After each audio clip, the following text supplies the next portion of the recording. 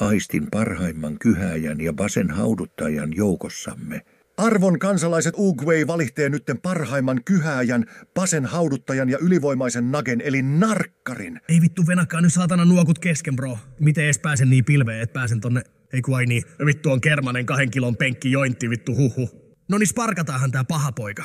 Tietääköhän nää, et on hemo paukuis hihipoun. Pitäisi olla hetkenä minä hyvänsä täällä kauppoja varten. Vittu tää nyt oli kyllä jotain kusetussettiä. Ei mulla voi tulla laskut jo nytte. Mitä vittua, siellähän se Oogway nage onkin.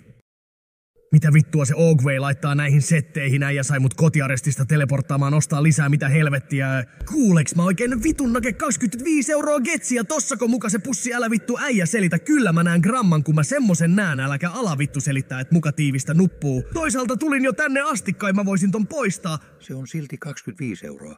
Siinä on kyllä gramma, se on vaan tosi tiivistä nuppuu, kato sitä. Nupu? Onnaako piuhalle? Pou, maksahan ne entiset, tai hakataan sut nyt, tai julkaistaan susta bounty-rottalangalle. Voihan vitun vittu.